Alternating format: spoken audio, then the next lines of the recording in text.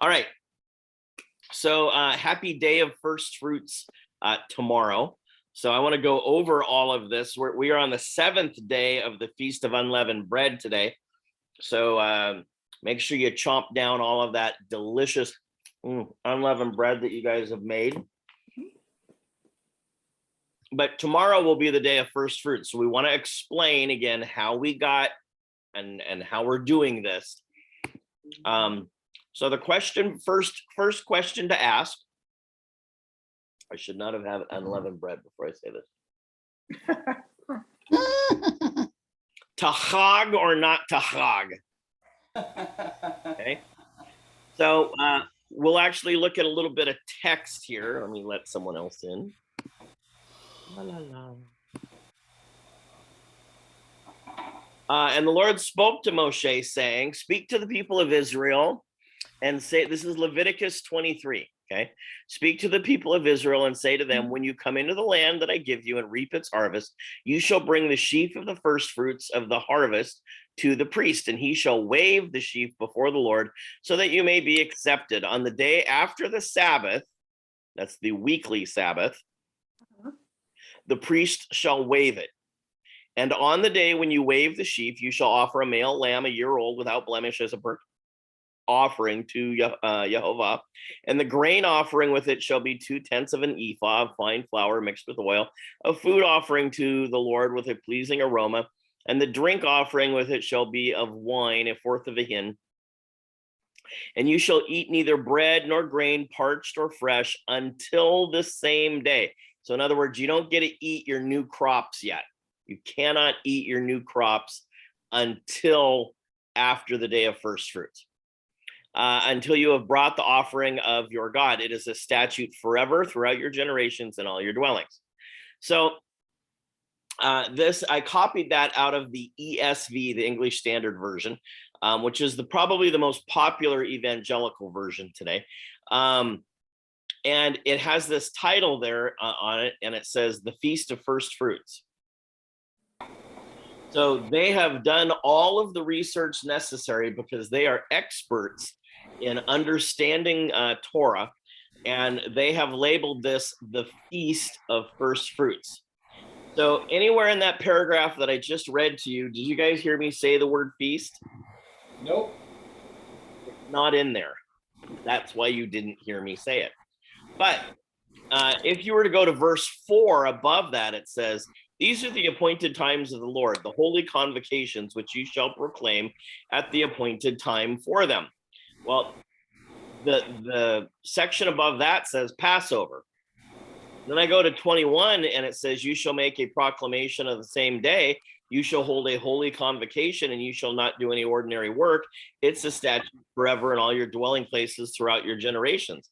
So that the heading that they put there is the Feast of Tabernacles. So there are feasts, there are festivals, there are events that are called holy convocations. And they're Mikra HaKodesh, they're rehearsals, and they are mandatory times of gathering together, okay? But in regards to first fruits, it does not call it a Mikra HaKodesh, a convocation. So again, the question is it a Hag? Okay, is it a feast day? The answer is no. It's a special day because certain rituals have to take place on this day. So it's referred to as the day of first fruits. But most people you see today will the memes that you see, the sermons that you find on YouTube, they'll call it Feast of First Fruits. Now, if you call it Feast of First Fruits, if I'm standing in Israel, I'm standing in Jerusalem, Orthodox rabbi walks by and I say, hey, today is the Feast of First Fruits. He would say, no, it's not Shavuot. It's not Pentecost. In fact, we haven't even had the wheat harvest yet. So it can't be the Feast of First Fruits because there are two first fruits. There's a first fruit that takes place for the barley harvest, which is during the Feast of Unleavened Bread. And then there's a first fruit that takes place during Shavuot or Pentecost for the wheat harvest. Both harvests have first fruits. One of them happens to be on a feast, Shavuot. One of them is just a day, the Feast of First Fruits. Does that make sense to everybody? Yes. Okay, so it kind of gets confusing sometimes. Okay. So I'm going to do a screen share here for a second. As we did, I sent out, I redid everything that I couldn't do during the Passover teachings at the group gathering. So I want to just put this up. This was, again, a picture that we had there. So I just want to say, Albert, thank you very much for going back and redoing that video that we missed. Oh, I really, really appreciate that you did that. No worries. My pleasure. So death, burial, and resurrection. We have, again, Yonah and the big lie, right? There are 3 days and 3 nights, which equals 72 hours in the tomb, okay? That's what Matthew tells us. He gets it from the prophet Yonah. Now, he could have got it from Esther. There's a 3-day period in Esther. There's a 3-day period in the story of Exodus. He could have used other prophets to make his point. The reason he picked Yonah is because it was about the Gentiles. So 3 days and 3 nights, 72 hours. Okay. And so the image on the screen there shows you those 3 days and 3 nights. Okay. And it just so happened that he was gone by the time the Spice Girls showed up Sunday morning. Right. That means that he raised at the end of Sabbath. He was on the cross on a Wednesday at 9 a.m. He was off the cross on a Wednesday at 6 p.m. Because the next day was a high Sabbath, they had to get him down off the cross. That was starting the Feast of Unleavened Bread. Okay, we have 72 hours in the grave. If it's not 72 hours, he cannot be the Messiah. So I want to make sure everybody's on board with that now. Does that make sense to everybody? Yes. Yes. Okay. So here's in the calendar in Yeshua's year of his death, 28 CE. We see the Feast of Unleavened Bread imaged in the gold color there, not the yellow, but the golden color is the Feast of Unleavened Bread. How long is the Feast of Unleavened Bread? 7 days. 7 days. 7 days, okay? Logic tells us that one of those days must be a weekly Sabbath. Is that true? Yes. Yes. Can you have 7 days without having a weekly Sabbath? Not so you notice. It would be impossible, right? There are 7 days in a week. We learned that in Genesis chapter 1. So the day of first fruits is the day after the weekly Sabbath. Now, remember this, the picture that you're looking at right now is the year that Yeshua's resurrection and ascension took place. Okay. So what day of the week did he ascend on?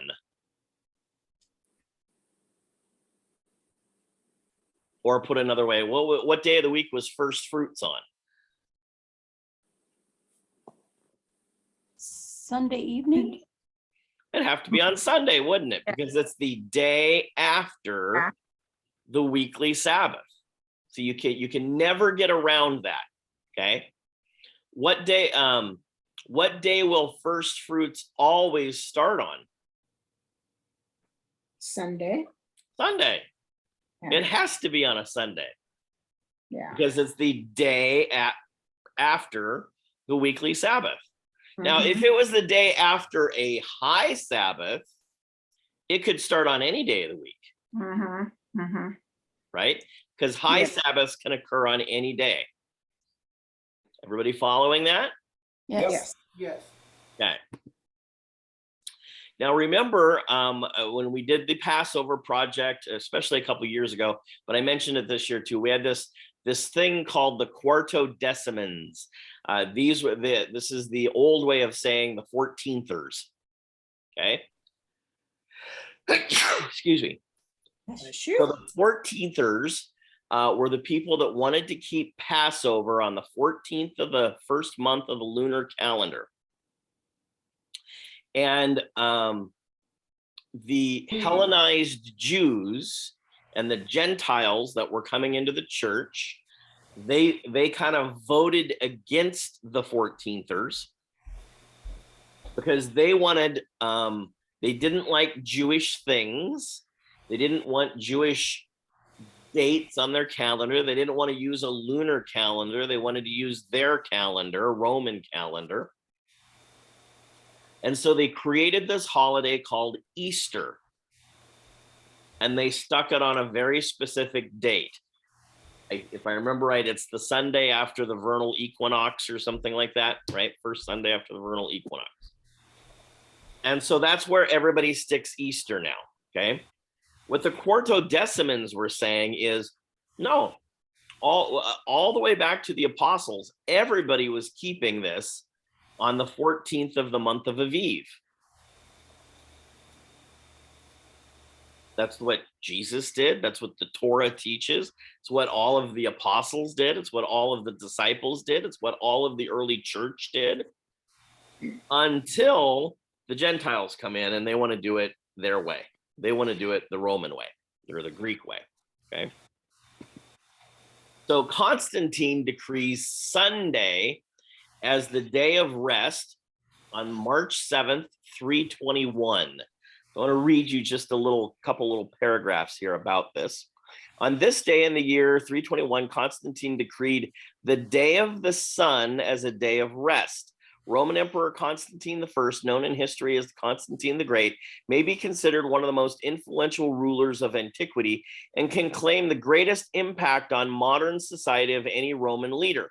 Now understand, the quartodeciman issues started in 125 CE.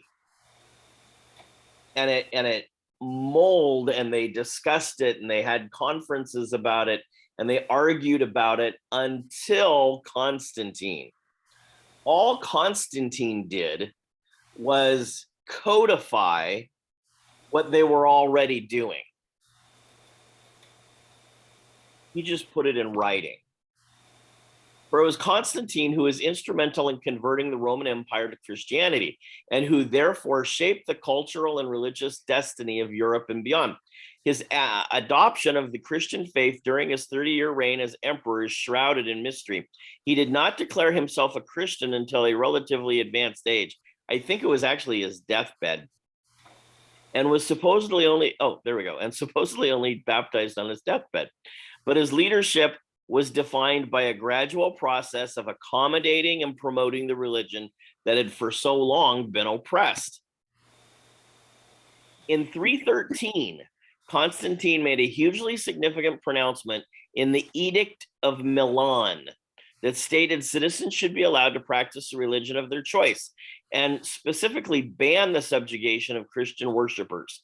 The announcement was backed up by direct action, as the Roman government returned property to the church that had been confiscated under previous regimes. From this point on, Constantine became a great patron of the church, diverting vast sums to church building projects and defending the rights of Christians. Although the Roman Empire continued to be dominated by polytheist tradition for many years, the hegemony of polytheism was challenged, enabling the Christian faith to gain a foothold and eventually leading to the supremacy of the Christian faith over polytheism. The gradual process towards Christian tradition and ritual was underscored in 321 when on the 7th of March, Constantine decreed that Dies Solis, or the day of the sun, should be observed as a universal day of rest. The pious observance of the Sabbath was important in expressing thanks for God's toil, and showed deference to the claim that God rested on the seventh day of creation. So the decree was far-reaching, stating that numerous activities should be avoided on Sunday. Merchants were forbidden to trade, and administrative establishments were closed. Apart from those that dealt with the freeing of slaves, farmers alone were permitted to continue working on Sabbath in recognition that some farm activity was impossible to defer. For example, the milking of cows. Okay. So Constantine chose Sunday to be the day for Christian worship, as it already enjoyed special status in the Roman week. Named after the pagan sun god Invictus, Sol Invictus Mithra, Sunday had become the day when the wages were traditionally paid to the workers. Sunday was payday. So leading it to be seen as the day of celebration and thanks, and corresponding the Christian Sabbath with an already established day of rest, Constantine ensured that his decree would be accepted swiftly and harmoniously. So, how did Sunday become the day of the Lord? Because Constantine said so. Because Constantine said so. Nothing more, nothing less. The Catholic Church admits it today. They know exactly what the history books say. It's written down. There's no discussion of it. It's not because it's accurate. It's because one man said so. One man who didn't like the Jews in general, if he had been eating unleavened bread, maybe wouldn't come to that conclusion. If he had been reading Jesus's own words that unleavened bread is the tradition of men and poor doctrine, that might not have happened. But, oh no, we can't do that Jewish stuff.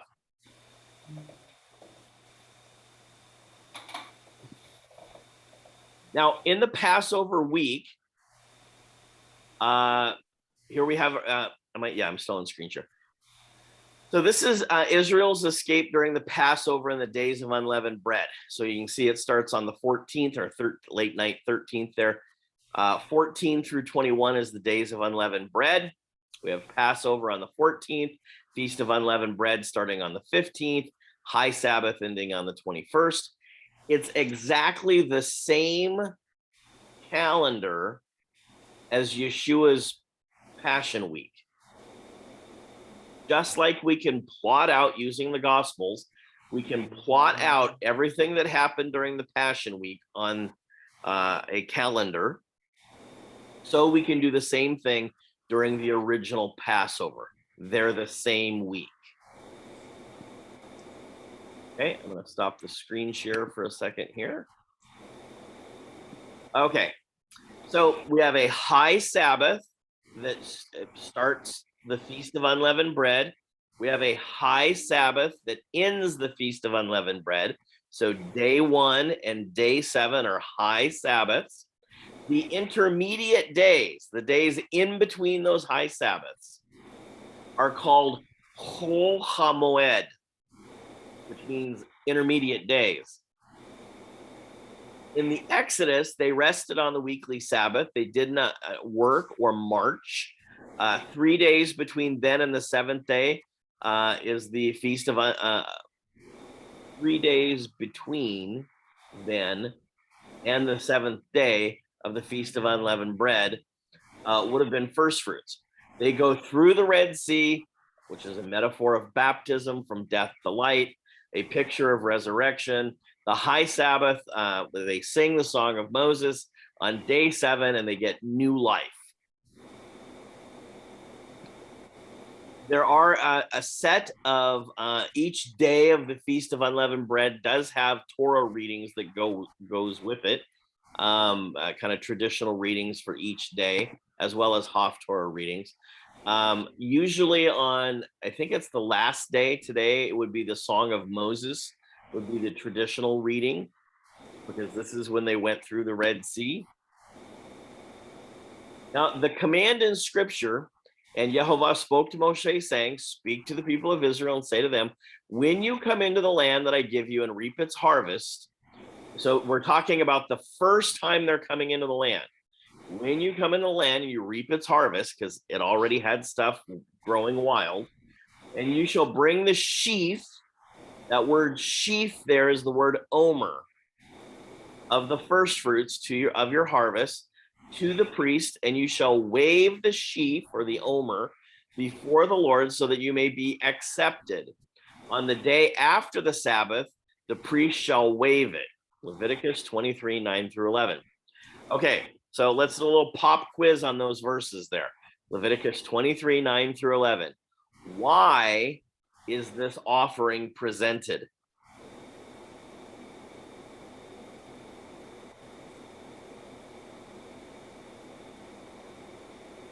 Thanksgiving for the harvest. No.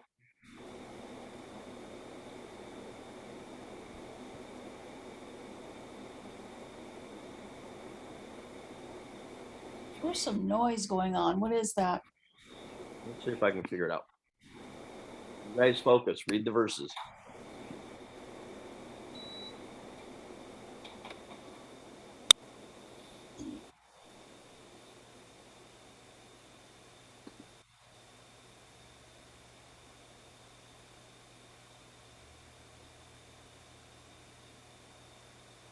Have you found it? I just turned my fan off, which maybe you were hearing. So they'll be accepted?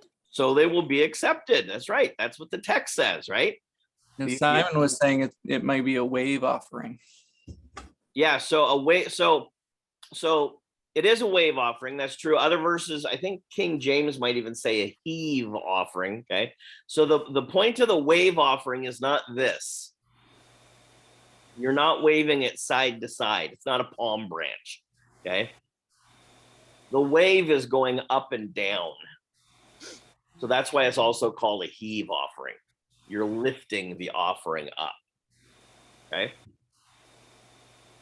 So the weekly Sabbath, so is this talking about a weekly Sabbath or a high Sabbath? When you bring it? Weekly. Weekly Sabbath. Who brings the offering, does it say? The priests. The Cohen. Mm-hmm. So this is describing a Levitical ritual. This is Leviticus 23. It's written to the priests, right? But Mhm. accepted for what? So that you will be accepted what?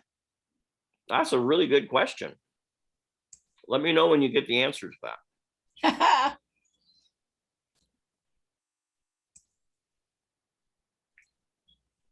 So just, spitballing here for a second. So what does the word accepted mean?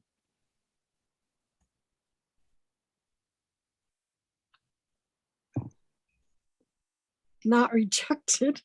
No, okay. So you're not rejected. Do we have examples of people being rejected for their offering in Scripture?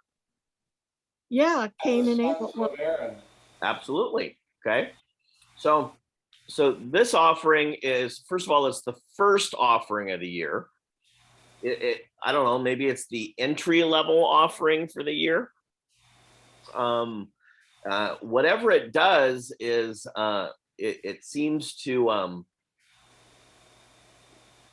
validate your credit card, if you will. So it's valid or correct. Yeah. Something on that line. Okay. So there are, again, two words for first fruits. The first one is Reshit HaKatsir, which is what we use for the Feast of Unleavened Bread. And then there's Bikurim, which is what we use for Shavuot. So what has happened kind of within Judaism, maybe just within the Hebrew roots movement, is everybody refers to them as both as Bikurim, and they're not. Okay. So the first one is Reshit. That's the same place that we get the word Bereshit or Genesis from, in the beginning. Reshit. So first of the harvest, Katsir. Bikurim is where we get the root Behor, which is like firstborn son.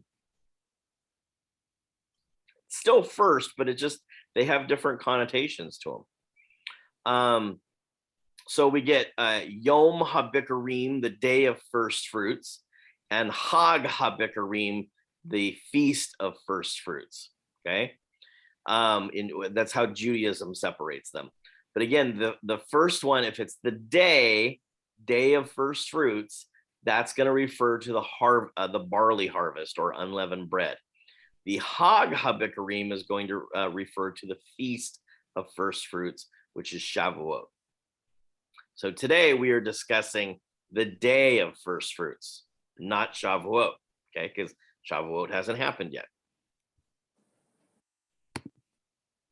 So in 1 Corinthians 15:20, Shaul says, but in fact, this is a fact, it's an established fact, it's unquestionable, but in fact, Messiah has been raised from the dead, the first fruits of those who have fallen asleep.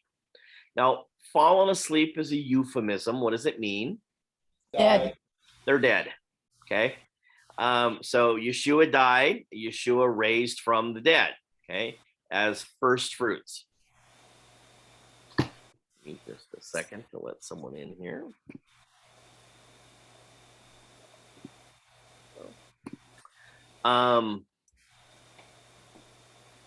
So when Paul says that Yeshua is our first fruits, he's referring to the barley harvest, okay, not the wheat harvest.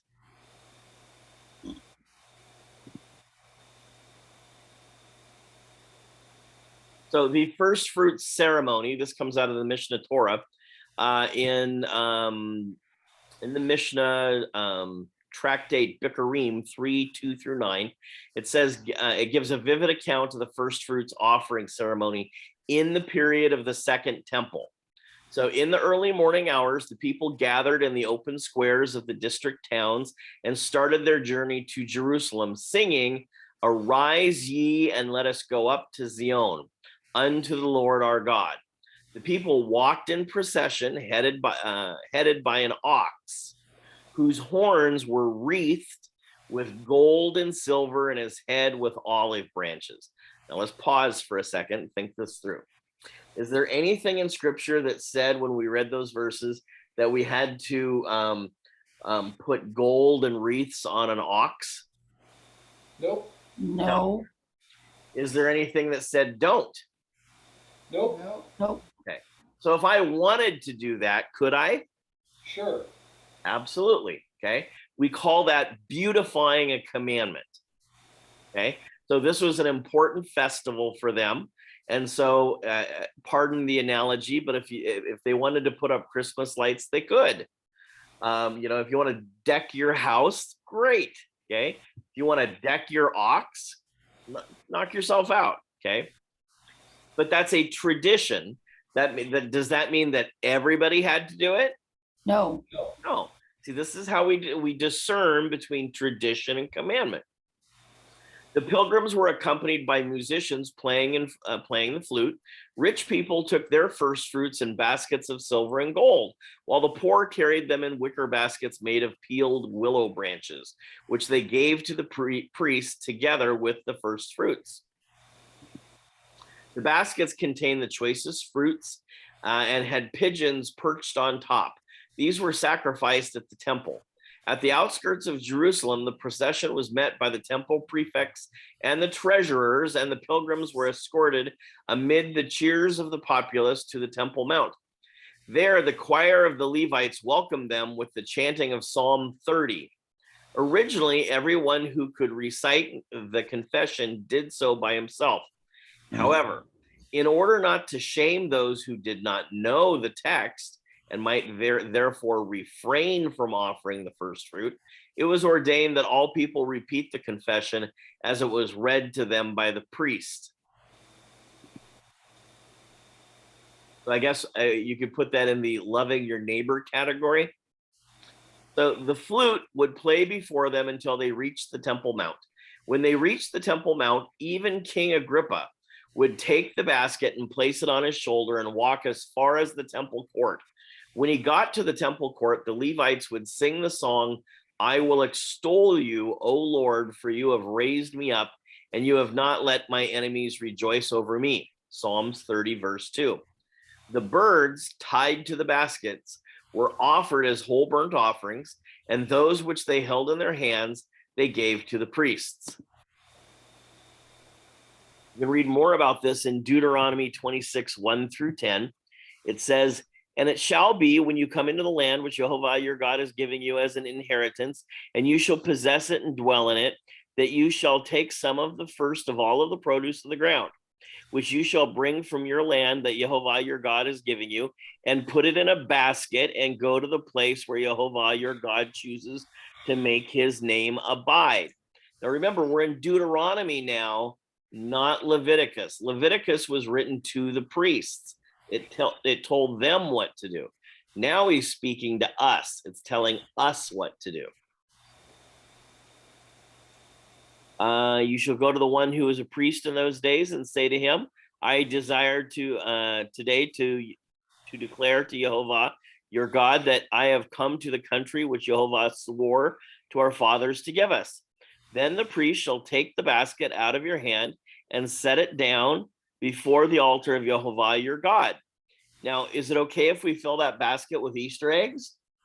No. No, that would be an unacceptable offering, right? And you shall answer and say before Jehovah your God, my father was a Syrian about to perish, and he went down to Egypt and dwelt there, few in number, and there he became a nation, great, mighty, and populous. But the Egyptians mistreated us, afflicted us, and laid hard bondage on us. Then we cried out to Jehovah God, the God of our fathers, and Jehovah heard our voice and looked on our affliction and our labor and our oppression. So Jehovah brought us out of Egypt with a mighty hand and with an outstretched arm, with great terror and with signs and wonders. He has brought us to this place and has given us this land, a land flowing with milk and honey. And by the way, the honey there is date honey, not bee honey. And now, behold, I have brought the first fruits of the land, which you, O Jehovah, have given me. Then you shall set it before Jehovah your God and worship before Jehovah your God. The people were to take a sheaf of their crops, bring it to the priest at the temple, who would then wave it, that's vertical, okay, before the Lord for acceptance. The people were acknowledging the Lord's blessings with this action. They were also to bring a lamb of the first year. So you brought your sheaves, right? But you were also supposed to bring a lamb of the first year without blemish, a grain offering with oil, and a drink offering of wine. The people were forbidden to eat of the crops until the first fruits were celebrated. They were to eat of the stores from the previous years until that was offered. Okay, so what were the items that they brought as an offering? Wheat, a lamb, oil. Wait, pause, And- pause. There's no wheat. Okay, barley. Barley. Barley, the lamb, the oil, and the wine. Excellent. 4 things. And whenever you get the number 4 in scripture, you can bet it's always talking about Messiah. Okay, so they brought a lamb. Who was the Passover lamb? Yeshua. Sure. What do you make out of grain? Flour. Bread. Bread, flour, and then bread, right? Okay. And what was the drink offering made of? Grapes, the grapes, wine. Wine. Okay. And so if you have bread and wine, what do we call that? Communion? Union. And Yeshua celebrated communion at the Last Supper, where he reinstituted the covenant. Mm-hmm. Okay. Yes. It's all written in the Torah there. Now, in the church, we call that communion. In Judaism, they call it kiddush, bread and wine. It's the same thing. Mm-hmm. What happens is that Yeshua, when he brings this offering, he's going to bring this offering into the heavenly realm. And when he does that, he is making you acceptable before God.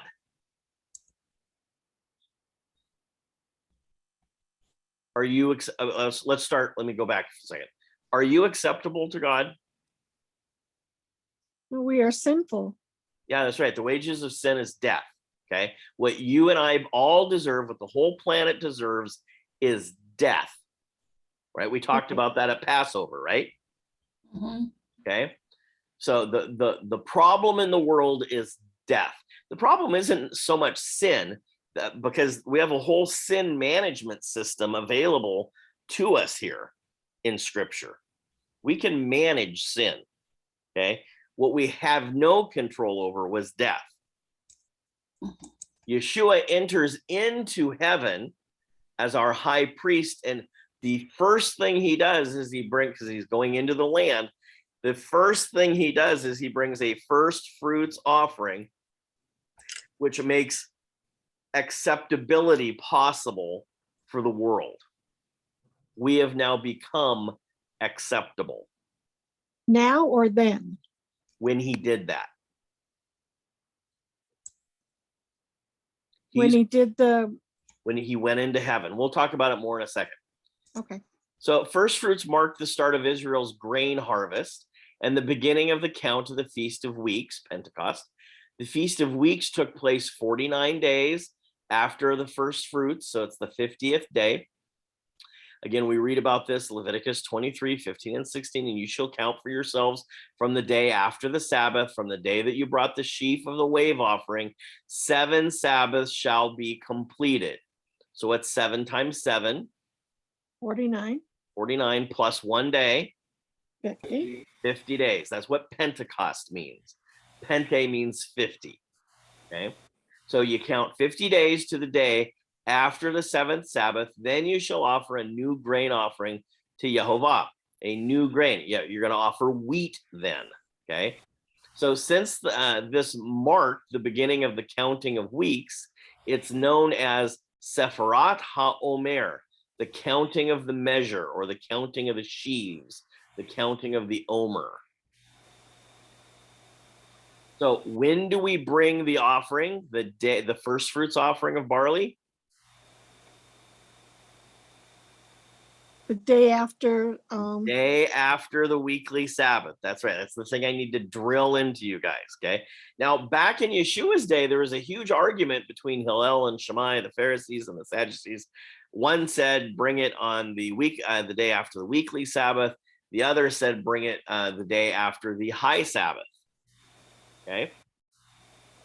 But Yeshua teaches us which one is correct by his own actions during the Passion Week, because we know what day he rose on. Okay, first fruits requires the temple, and since the temple is no longer available to us, first fruits is not celebrated in the same sense that it was in the past.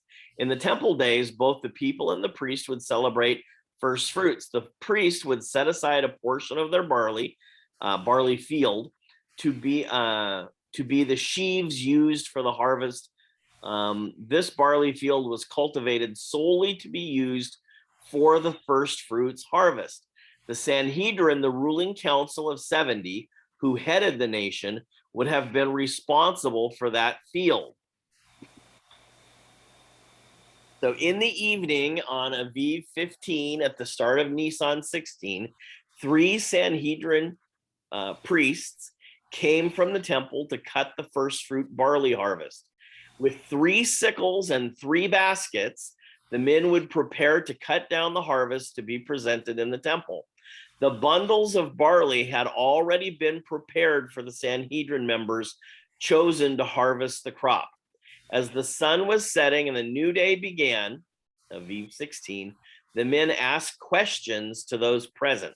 So a crowd has come to watch this ritual take place. And they asked each question 3 times. It would say, has the sun set? And everybody says, yes, the sun is set. Has the sun set? Yes, the sun is set. The third priest, has the sun set? Yes, the sun is set. So they got 3 witnesses now. Everybody's in agreement about this. They would then ask, with this sickle? And they would hold up their sickle. Yes, with that sickle. With this sickle? Yes, with that sickle. With this sickle? Yes, already with that sickle.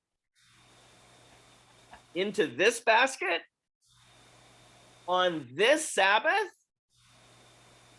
Shall I reap it now? 3 times it would go down the room. Yes, reap it now. So on the positive response from the crowd, the men would reap the harvesting 2 more times as a safeguard. The reaping would continue until 2/3 of a bushel was reaped.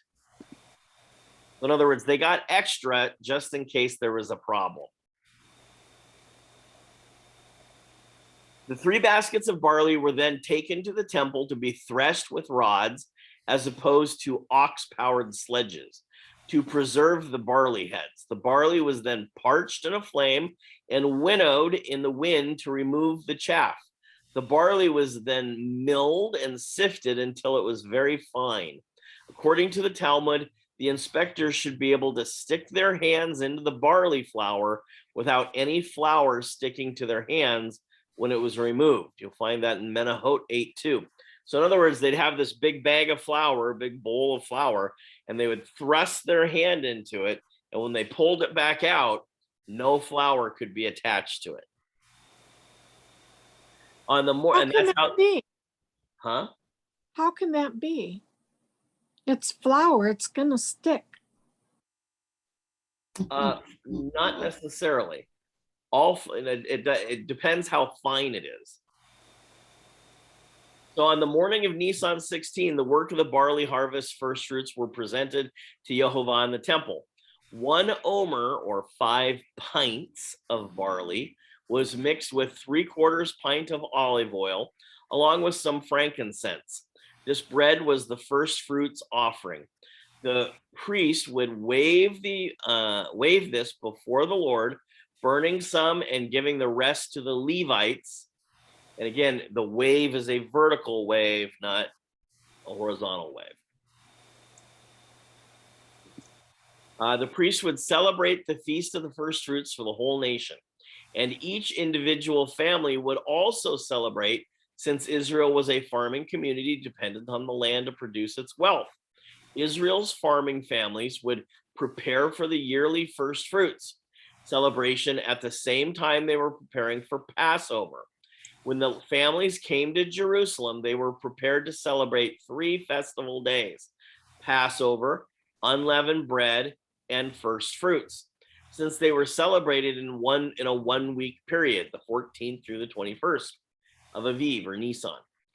First, the family would set aside a portion of the crop to be marked first fruits by tying a cord around the area to be harvested for the annual pilgrimage to Jerusalem. When the crop was harvested, the family would take it along with their lambs to Jerusalem to celebrate the feast. So in other words, they're going to go out into their field. They're going to find the first fruits of their crop that popped up first. And they would put like a red ribbon around that. And then it would continue to grow. And when it was time, they would go out and then they would harvest that and bring it with them. Okay. So they would mark the crops, and it might stay that way for several days until they actually harvest it. On the 16th of Nisan, people in Jerusalem would have just finished celebrating Passover and now begin to celebrate first fruits. The Israelite male was called to Jerusalem to celebrate these feasts. He would have come to the temple with his lamb, a second lamb after the Passover lamb, and the first fruits of his field. As he approached the temple, he would have heard the Levitical choirs lead worship with Psalm 30. I will extol you, O Lord, for you have lifted me up and have not let my foes rejoice over me. As the masses poured into Jerusalem, the temple, the scene would have continued throughout the day. The lamb would have been brought into the temple by the Israelite, and the priest would slay the lamb as the Israelite watched the preparation of the sacrifice. And if he was poor, he could offer 2 turtle doves, according to Leviticus 5:7, 12:8, and 14:22. So after the priest returned from the sacrifice of the man's lamb, the man would have presented to the priest his offering of barley, the measure of an omer, 5 pints.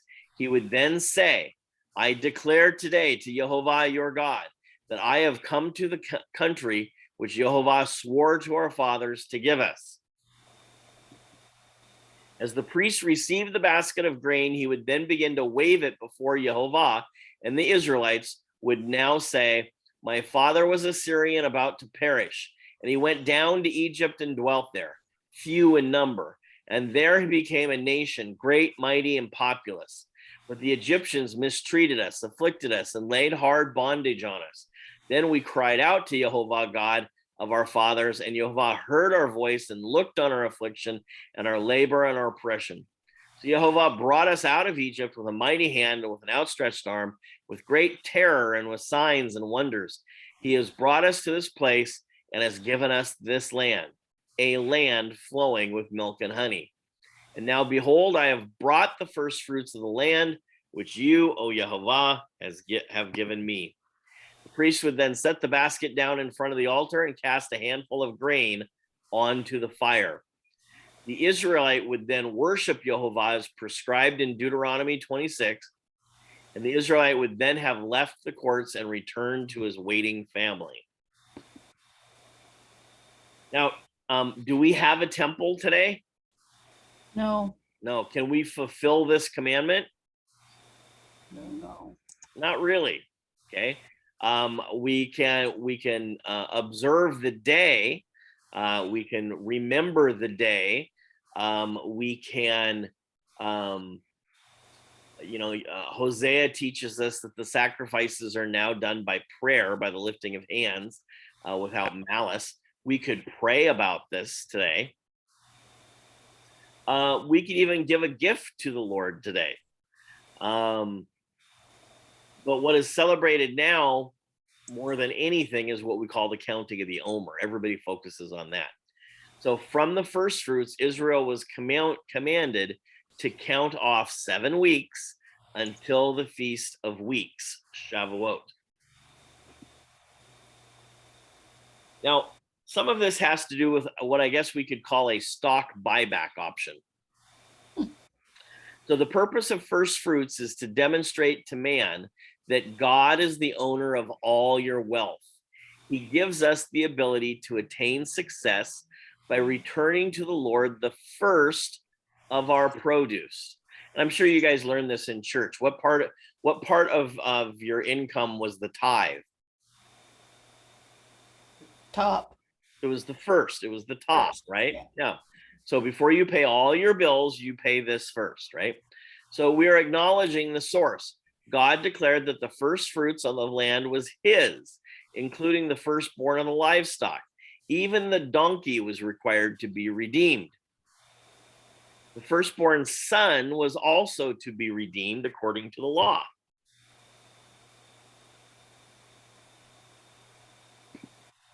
Numbers 18:14-19 says, everything in Israel that is devoted to Jehovah is yours. The first offspring of every womb, both man and animal that is offered to Jehovah is yours. But you must redeem every firstborn son and every firstborn male of unclean animals. When they are a month old, you must redeem them at the redemption price set at 5 shekels of silver, according to the sanctuary shekel, which weighs 20 gerahs. But you must not redeem the firstborn of an ox, a sheep, or a goat. They are holy. Sprinkle their blood on the altar and burn their fat as an offering made by fire, an aroma pleasing to Jehovah. Their meat is to be yours, just as the breast of the wave offering and the right thigh are yours. Whatever is set aside from the holy offerings the Israelites present to Jehovah, I give to you and your sons and daughters as your regular share. It's an everlasting covenant of salt before Jehovah for both you and your offspring. So Yeshua was presented as redeemed in Luke 2:21 and 23. On the 8th day, when it was time to circumcise him, he was named Yeshua, the name of the angel had given him before he had been conceived. When the time of their purification, according to the Torah of Moses, had been completed, Joseph and Miriam took him to Jerusalem to present him to Jehovah, as it is written in the law of Jehovah. Every firstborn male is to be consecrated to Jehovah, and to offer a sacrifice in keeping with what is said in the law of Jehovah, a pair of doves or 2 young pigeons. Now we have some verses that speak about first fruits in the New Testament. The first one is Romans 8:23. Not only so, but we ourselves who have the first fruits of the Spirit groan inwardly as we wait eagerly for adoption as sons, the redemption of our bodies. So whatever's going on with the Holy Spirit in the Methodist Church, the Pentecostal Church, the Hebrew Roots Movement Church, whatever's going on with that, realize it's only the first fruits of the Spirit. It's not everything. Galatians 5:22 and 23. The fruits of the Spirit are defined by Paul. But the fruit of the Spirit is love, joy, peace, patience, kindness, goodness, faithfulness, gentleness, self-control. Against such thing there is no law. Romans 11:16. If the part of the dough offered as first fruits is holy, then the whole batch is holy. If the root is holy, so are the branches. Again, this is that picture of the leaven in the parable, that the leaven in the lump spreads through the whole bowl, right? But Christ, 1 Corinthians 15:20, has indeed been raised from the dead, the first fruits of those who have fallen asleep. 1 Corinthians 15:23, but each in his own turn, Christ, the first fruits, then when he comes, those who belong to him. James 1:18, to choose to give us birth through the word of truth, that we might be a kind of first fruits of all that he created. And finally, Revelation 14:4, there are those who did not defile themselves with women, for they kept themselves pure. They follow the Lamb wherever he goes. They were purchased from among men and offered as first fruits to God and the Lamb.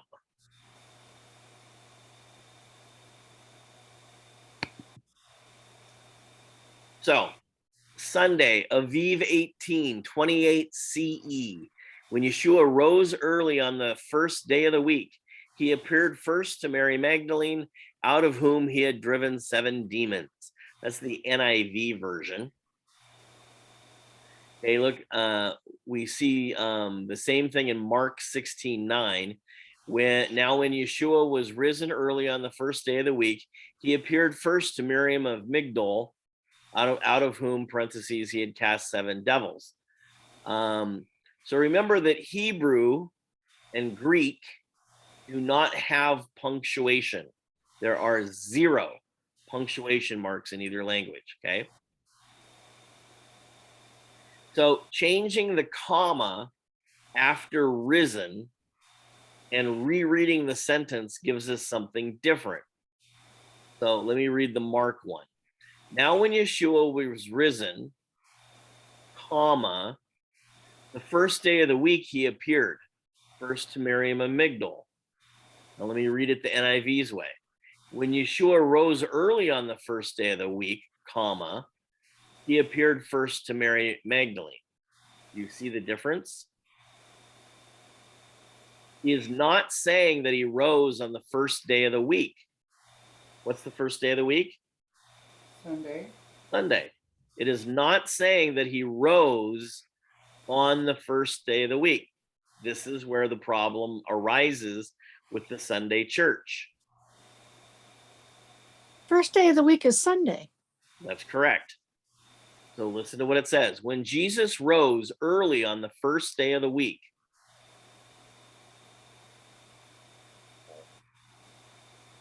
See, what happens is they're going to say, oh, but we have this verse. Look right here. He rose on the first day of the week. It says he rose on the first day of the week. Don't you know? You're the idiot.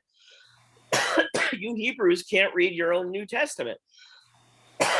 It says right there, Jesus rose early on the first day of the week.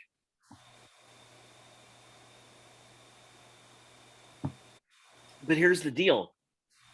The comma is in the wrong spot. There was no comma. That is a translator's opinion about where the comma goes.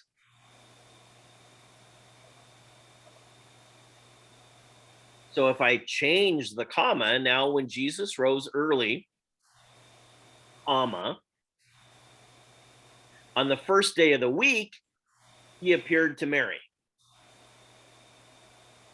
Gotcha. Okay. That makes total sense. He did appear to Mary on the day of first fruits, which is Sunday, the first day of the week, which is the day after the weekly Sabbath.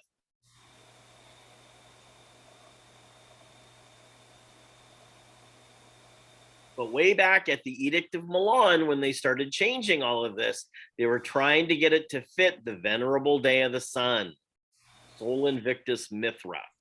And that verse determined where the comma went.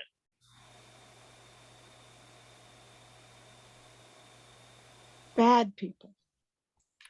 Traditions of men. Okay, let's go to John 20. Verse 11 to 17. But Miriam stood without at the sepulchre, weeping. Let me change something there. And as she went, she stooped down and looked into the sepulchre, and seeth two angels in white sitting, the one at the head and the other at the feet, where the body of Yeshua had lain. And they said unto her, Woman, why weepest thou? She said unto them, Because they have taken away my master, and I know not where he has been laid. And when she had thus said, she turned herself back and saw Yeshua standing, and knew not that it was Yeshua. Yeshua said unto her, Woman, why weepest thou? Whom seekest thou? She, supposing him to be the gardener, said unto him, Sir, if you have borne him hence, tell me, where hast thou laid him? And I will take him away. Yeshua saith unto her, Miriam. She turned herself and said unto him, Rabboni, which is to say, Master. Yeshua saith unto her, Touch me not, for I am not yet ascended to my Father. But go to my brethren and say to them, I ascend unto my Father and your Father, and to my God and your God. So I want us to focus on this phrase, touch me not, for I am not yet ascended to my Father. So remember that on the day of first fruits, there were things that the priests were doing, and there's things that the populace was doing, okay? Let me tell you about what the priest was doing on that day, the high priest.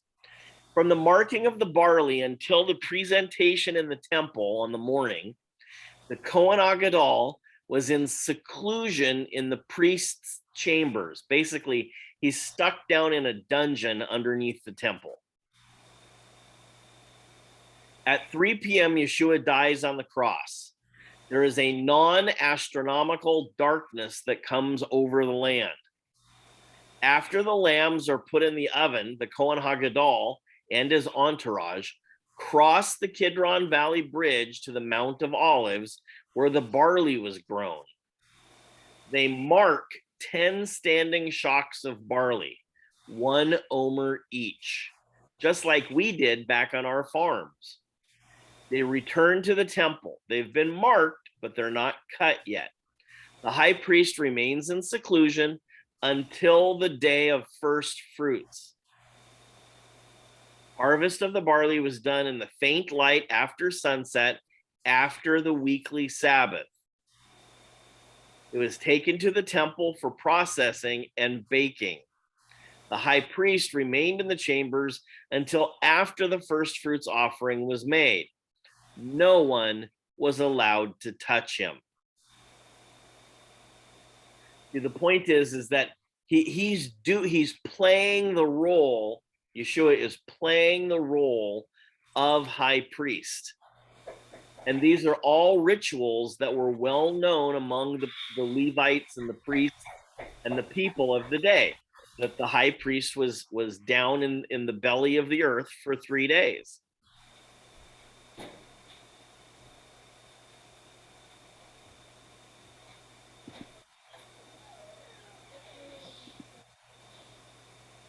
Now the graves were open, and at the earthquake, remember that they were also marked like first fruits. So Matthew 27, 52b to 53. And many bodies of the saints which slept arose and came out of the graves after his resurrection and went into the holy city, that's Jerusalem, and appeared unto many. So there were a bunch of graves that were opened, right? Other people that were dead that were resurrected at the same time as Yeshua dies and darkness comes over the land. Did they go to heaven? No. Only one man goes to heaven, the high priest Yeshua. So we don't know how long they lived, hours, days, years. But on that day, there were a bunch of zombies walking around the temple in grave clothes. That would have been a sight to see. These are not first fruits, okay? And Yeshua did not take them to heaven. They are not the 24 courses of priests or elders that are talked about in heaven. Otherwise, we would need to argue that Lazarus was also first fruits offering and that he went to heaven. So 1 Corinthians 15:20 says, Scripture tells us that we will all be made perfect together. Even the great fathers of the faith, Abraham, Moshe, Isaac, will not be made perfect apart from us. That's Hebrews 11:39 to 40. We cannot conclude that these zombies were made perfect or immortal either. That's a very popular teaching that's out there. Lazarus and the synagogue ruler's daughter were not given immortal bodies at that time. They remained mortal and they lived out their lives. However long that was, it doesn't say. If anyone was worthy of heaven, maybe David, but Acts 2:29 and 34 says, nope, that they all eventually died again. What was the reference? When did they die again?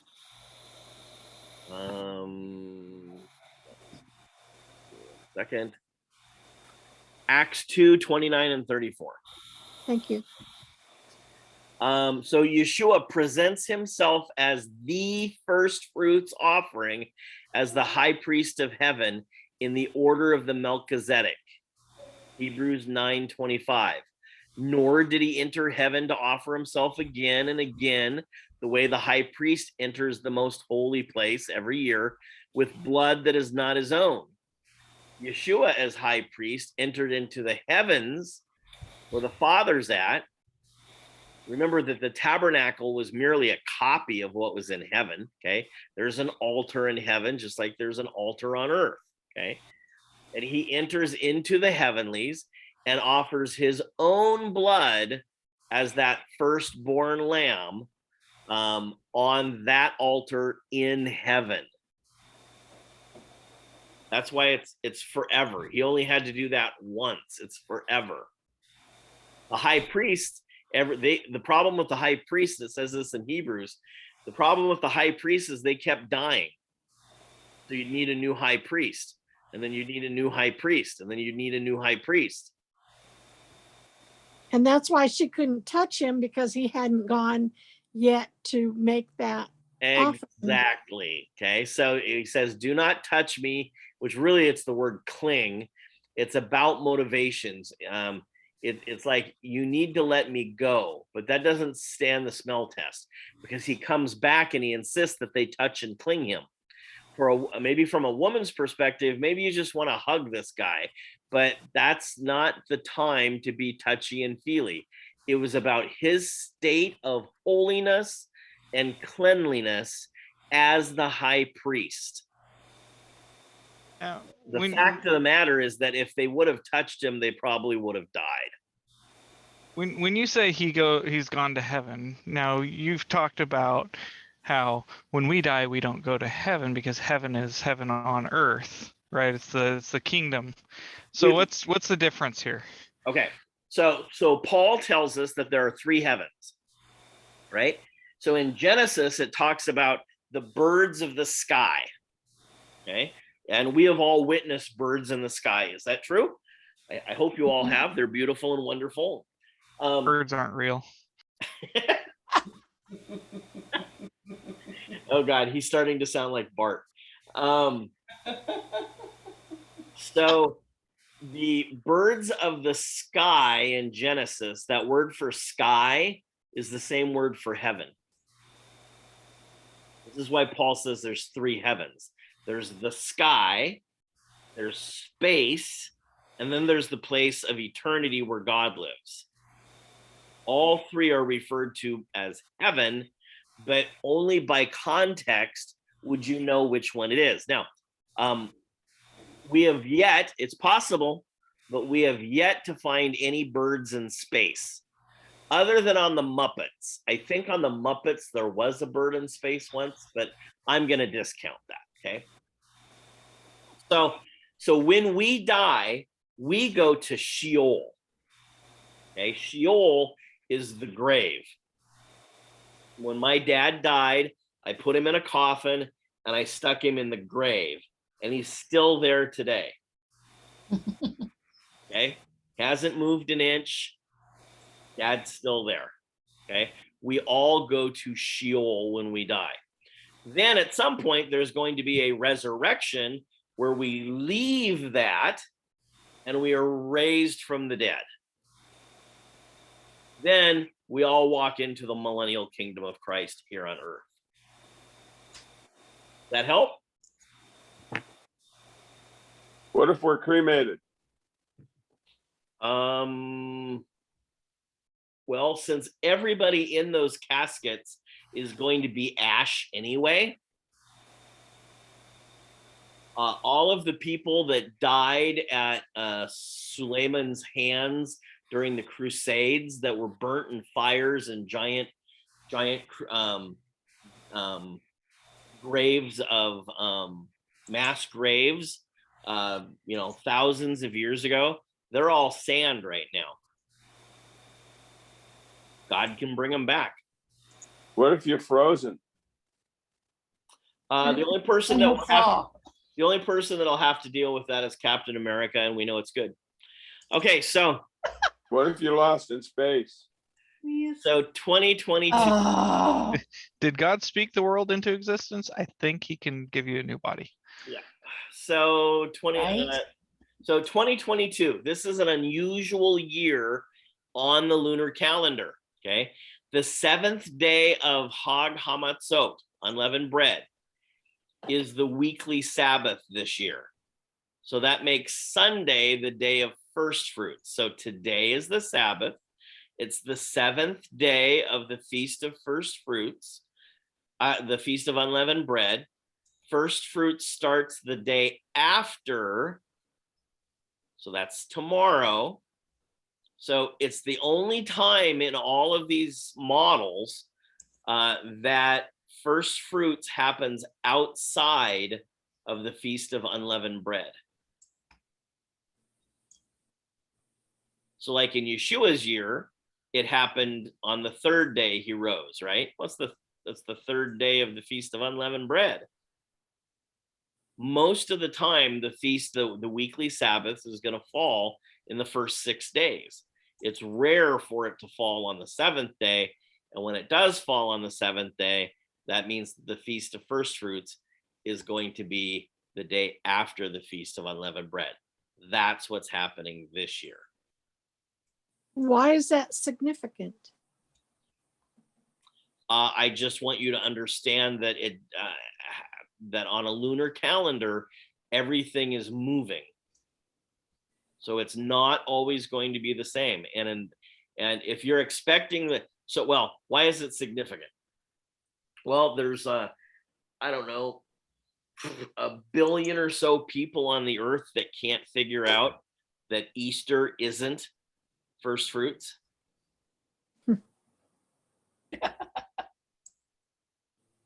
So keep in mind what so everybody had Resurrection Sunday last week, right? So Mhm. understand when they say, so what happens is everybody said Easter, the Hebrew roots movement pushed back and we said, hey, that's kind of pagan. We shouldn't be doing that. So they change it to Resurrection Sunday. By Mhm. changing it to Resurrection Sunday, their focus is no longer on the death and burial. Their focus is on resurrection. It's not about Passover anymore. They literally got rid of Passover and unleavened bread, and they're only focused on the Feast of First Fruits. Except the Feast of First Fruits didn't happen last week. The First of First Fruits happens tomorrow. They're 8 days off. And that also means that Shavuot is going to be 58 days off, 58 days off. One little mistake like that throws everything for a giant loop. And that's why tradition gets in the way and it screws everybody up. That make sense? Yep. Yes. Okay. So the Omer count says to count 7 weeks and add 1 day to get to Pentecost or Shavuot, because Pentecost means 50 days. Okay, I need to change files. Give me 1 second here. This one now. All right, so counting the Omer. This is called Sefirat HaOmer, counting the Omer.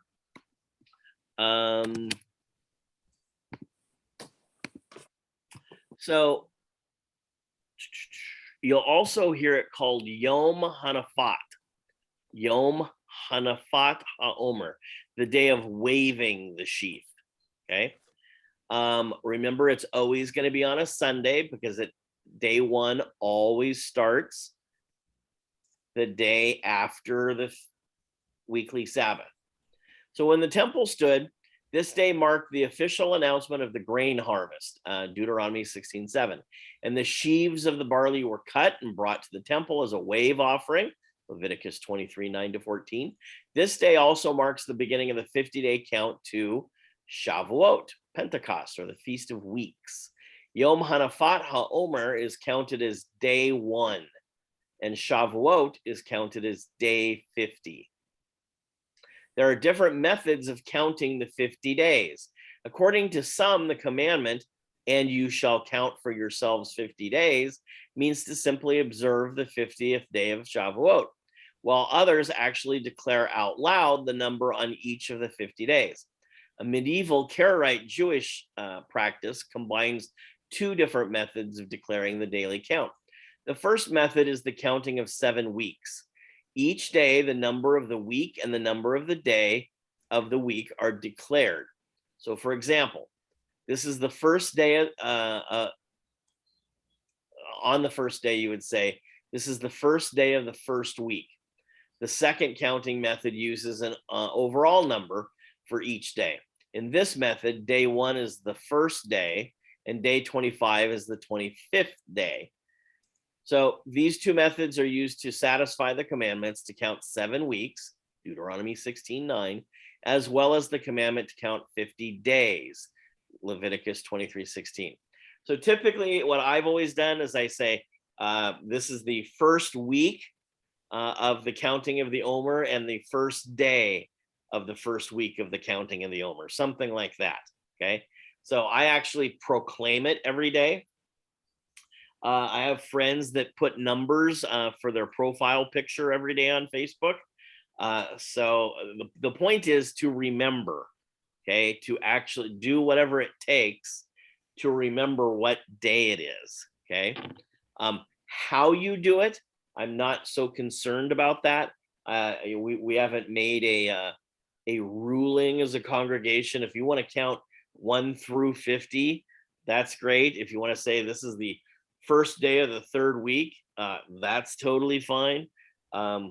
We don't have a ruling one way or the other. As all I know is that we all have to end up on the same day at Shavuot. Yes. And when Yeshua comes back, he'll tell us which one's best. So it's tradition. Correct. That's why it said it in, if you caught it, it said that in the middle, where was it? A medieval Karaite Jewish practice. So that group of people came up with a tradition. It works So pretty good. wait. It works pretty good. So we really don't have to count it if it's tradition. Well, you're going to have to count something. So if you want to go, today's day 1, day 2, day 3, 4, 5, 6, 7, 8, 9, 10, all the way through. That's Mhm. great. But the commandment also says to count weeks. So at some point, you're going to have to say, this is the first week of the counting of the Omer. This is the second week of the counting of the Omer. He wants you to count days, and he wants you to count weeks. However you do that is fine with me.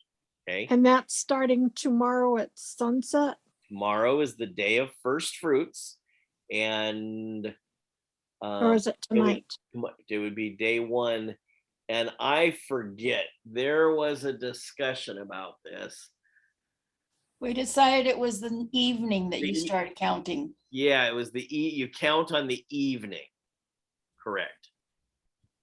So tonight? Correct. Gotcha. Thank you, Pam. Thank you, Albert. No charge.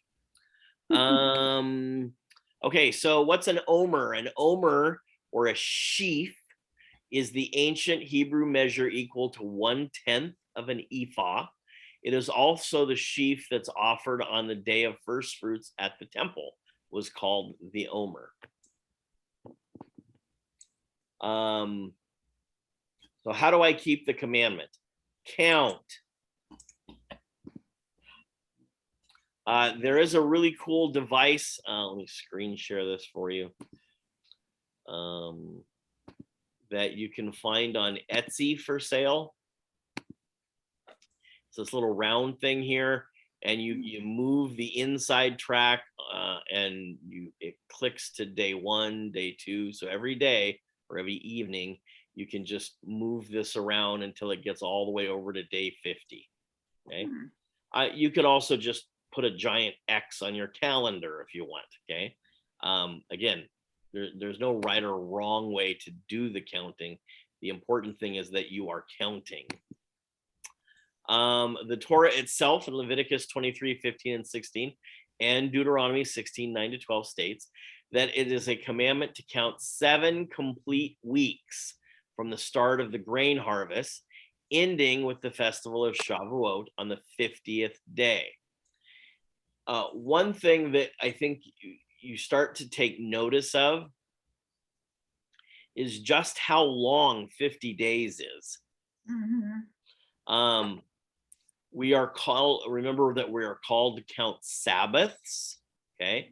And this is why the Judaism model, when they count the Omer, is off many years from our own count. They start on different days.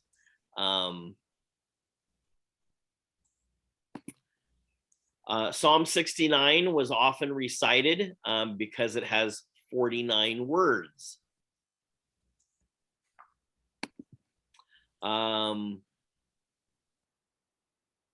We can count up to 50 just like the disciples did. After all, there's a reason they were instructed to stay in Jerusalem. Luke 24:49 and Acts 1:4.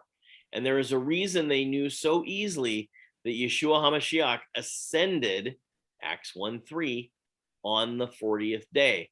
It wasn't because they were counting down the days since the crucifixion. It was because they were counting up, just as God had instructed at Sinai 1,500 years earlier. So, in other words, how do we know that Yeshua ascended on the 40th day? How do we know today?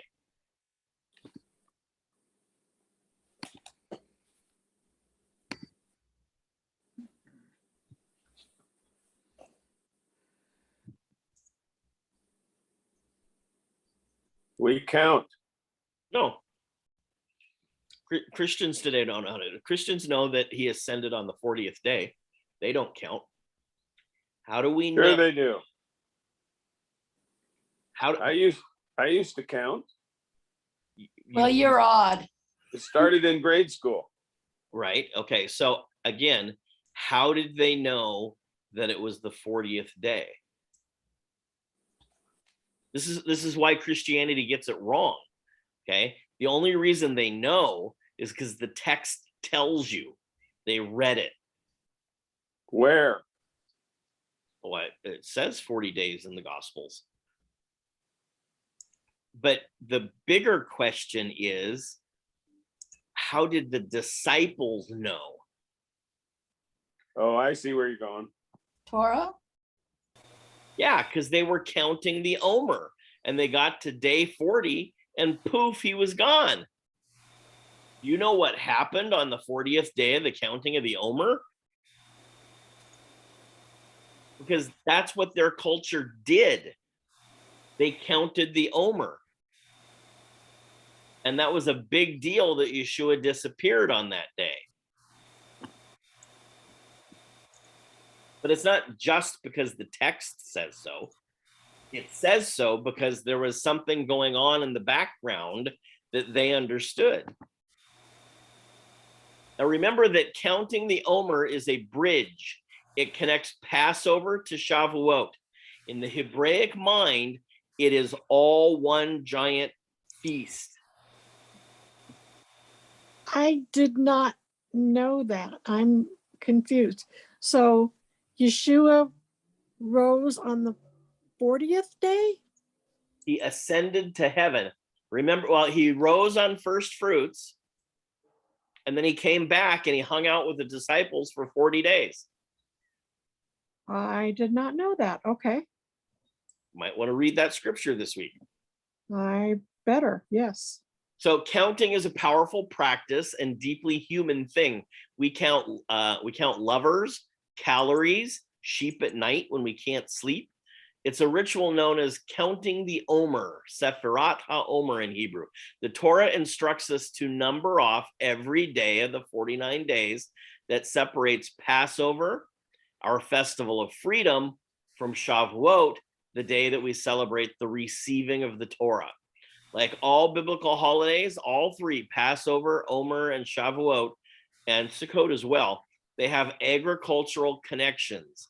So an Omer is the sheaf of grain, and the counting of the Omer happens during the 7 weeks that separate the wheat and the barley harvest from the first fruits offering on Shavuot. Now, there is another counting to 50 in Torah. What is it?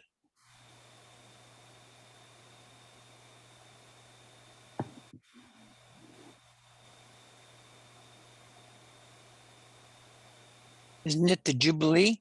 Absolutely. The Jubilee years comes in 50s, right?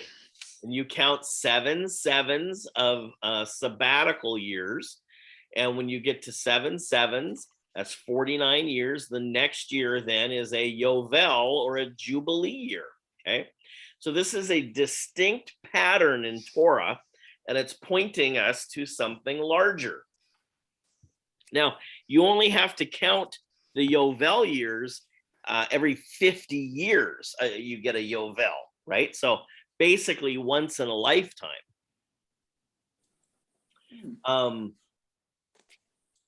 Where even a little kid is going to count the Omer, he's going to do this every year, right? But somewhere during his life, now 50 years of counting sabbatical years becomes a big deal, and now it's a Jubilee year. Now, I don't have time today to go through all of this, but it would be worth your time. There,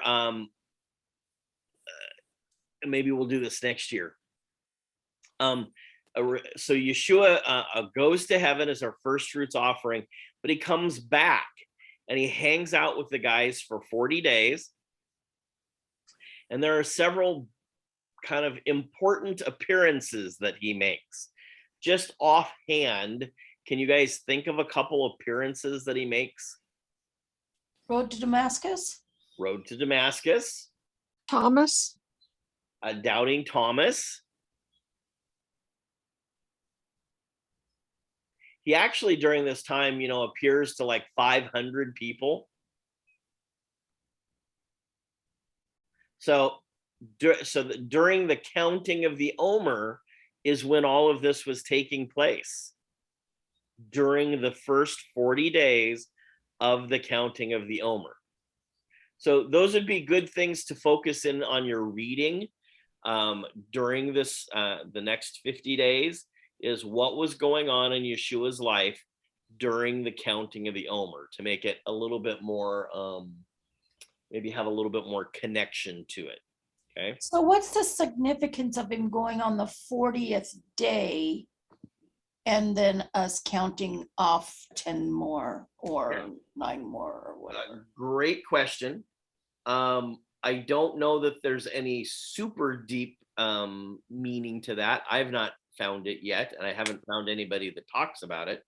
However, remember what I said earlier is that anytime you find a number with 4 in it, it always points to Messiah. Messiah. So he's on the 40th day. Okay, so it's pointing to Messiah. He goes, Moses goes up to the mountain. How long does he stay on it? 40 days. 40 days. When Jesus goes into the wilderness, how long? 40 days, right? Yeah. So Yeshua comes back, 40 days. So there's a pattern of 40 always speaking to this picture or type of Messiah. 440, 400, 4,000, anything with a 4 in it, you can bet it's giving you a picture of Messiah. That'd be like Noah and the flood. That would be like the 400 years of silence before his birth, or before he showed up. Uh-huh. Okay. So let me think here. Except for the Maccabees, there was silence. Yeah. Let me expand this. Read it. Okay, so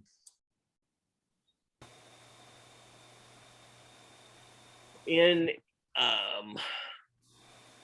one of the things that you'll see very common during the discussion of the Omer, because everybody's looking for meaning in this, okay? And again, I think if you spent time reading what Yeshua did during this time period, if you focused on the number 40, if you focused on singing the songs that were sung during this period of time, you'd have if you focused on the Jubilee connection to it, you're going to have enough to study for about the next 10 years. Yeah. So to dive into finding some grand esoteric meaning, which usually Yeshua never spent time doing. He gives you pretty straightforward answers most of the time. You will find that in the 16th century, the Kabbalists from Kabbalah offered a special intention for each week, each inspired by one of what's called the Sephirot, or the attributes of the divine. So they have this thing where week 1 is spent on Hesed, which is loving kindness. Week 2 is Gevarah, which is heroic discipline. Week 3 is Tiferet, which is splendor. Week 4 is Netzah, eternity. Week 5, Hod, or beauty. Week 6, Yesod, which is foundation. I find all of that just gobbledygook. It confuses. It's all tradition. That's all that is. Okay. I've looked at it, and I moved on. Okay. Because all you're going to do is you're going to bog yourself down in things that don't matter. Okay. Focus on 40, focus on the Jubilee year connection to the Omer, learn the pattern, learn how to count the Omer, learn how to develop the discipline to count a number every day, and not forget. Focus on the Jubilee years, focus on what Yeshua was doing during that time, and memorize those scriptures to make it a more alive picture in your mind and in your walk. And I think you're going to be on track as much as anybody else is in the planet. Again, what most people want is they want a teacher to come and scratch their ear. Their ear itches. They want the secret Gnostic teaching that only Albert can deliver for $39.95. Okay. And what I'm going to tell you is it's not out there. No one has any grand insight to this, and Judaism doesn't help the issue. Okay. So stick to the meat and potatoes, if you will, on this.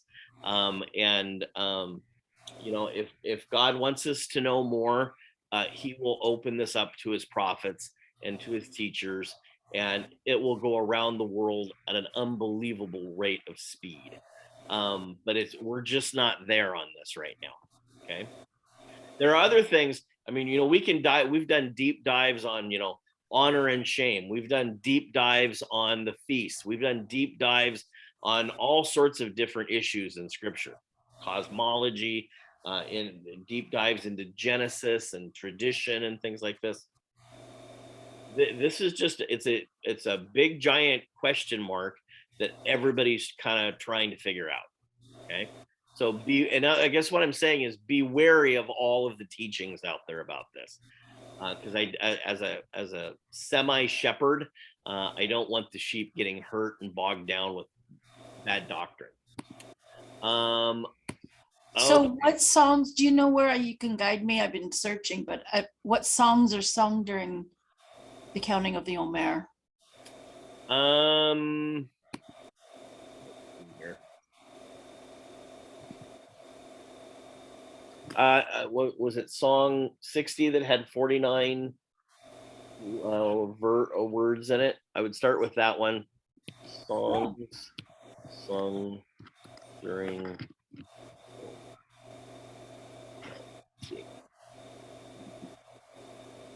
Yeah, that's what I searched for. Okay. Oh, that's.